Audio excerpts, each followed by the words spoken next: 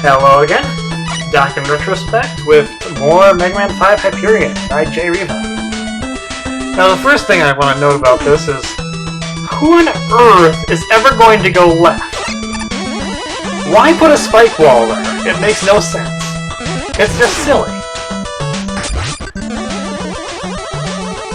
Proto Man Stage 3 is where some interesting ideas start to come into play.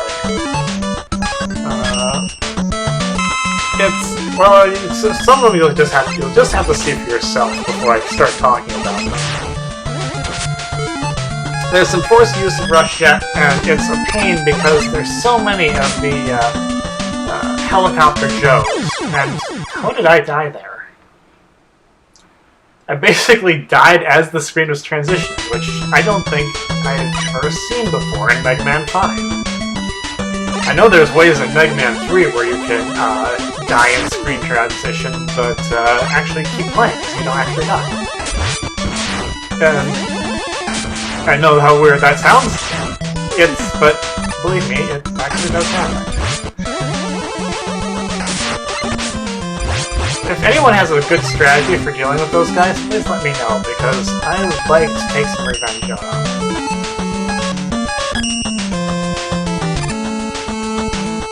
So, what we have here is a risky spike drop that leads us to a teleportation moment. And it's confusing because there's no actual teleporter there, at least as far as I can see. But yet, Mega Man is teleporting, so what do you know?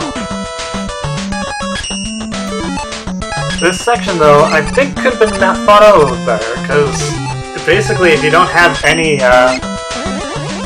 utilities, you're trapped forever. And really, when it comes to Mega Man games, trapped forever is a bad thing, because there is no time. Of course, given that this is a hack played on an emulator, there are save states. So I suppose, there's that.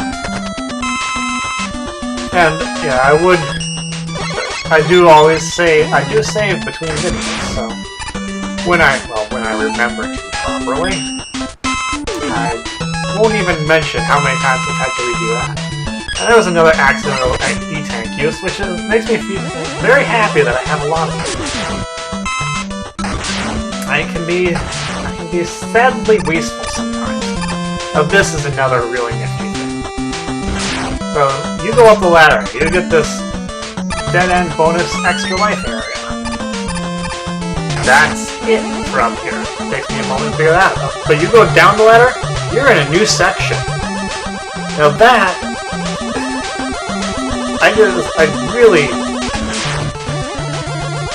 It's kind of just amazing what this guy did with his hack. I don't even really know how to describe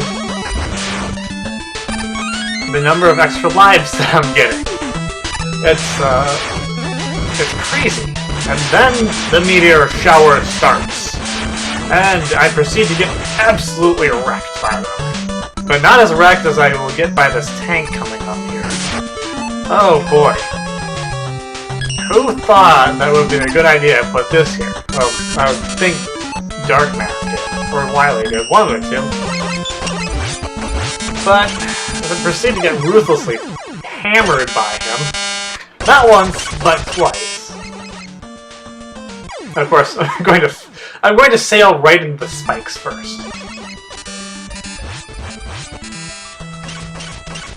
What just happened?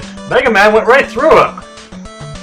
Yeah, that was the third time I faced him. I still don't know how I got past that.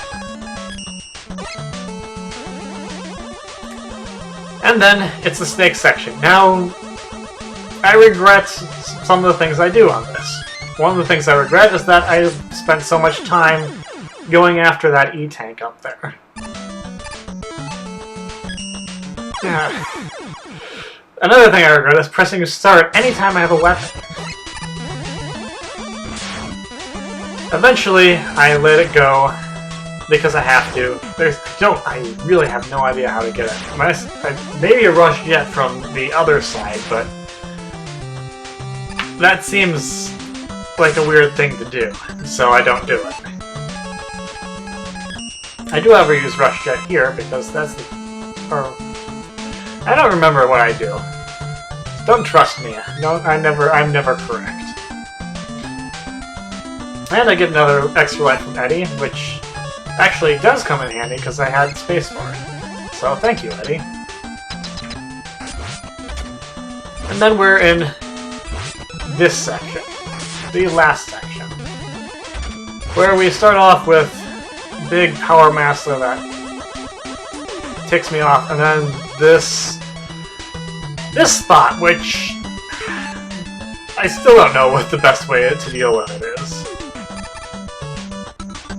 Basically, Rush Jet you can't use. Super Arrow is really your only option, but you gotta be careful because that tends to happen a lot.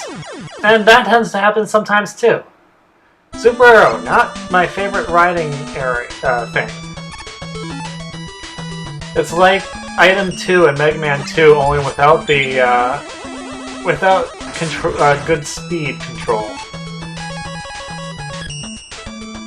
Granted, you couldn't control the speed, but it was at least good. Super Arrow is too fast.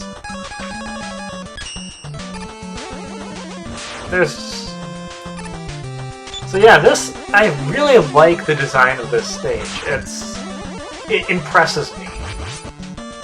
It does things that I didn't think could be done in Mega Man 5. But the shame is it's gonna be ending pretty soon. I guess it's a shame. I mean, you don't want the stages to go on for too long, but at the same time, this actually feels like one of the shorter stages in the game. Well, and granted, that's because the rest of the game's got long stages to begin with, but still. It doesn't feel like it goes on as long as a couple of the other ones. Even the ones that, are shorter. This is a bad idea. That's why it's a bad idea. Another thing I really like about this game, they don't, enemy rooms are not just blank boxes. They are areas where you have spikes and raised platforms, much like earlier Mega Man games. Mega Man 5 had none of that. Neither did Mega Man 6. I think that might have been part of what contributed to the boss weaknesses. Or the bosses being so weak, is what I should say. And I'm talking to distract you from the fact that I'm getting completely owned by Darkman Gunner. I had trouble dealing with him around the spikes for a little bit. But yes, back to the boss room design. This, I think, is part of what was missing from a lot of from the later Mega Man NES games.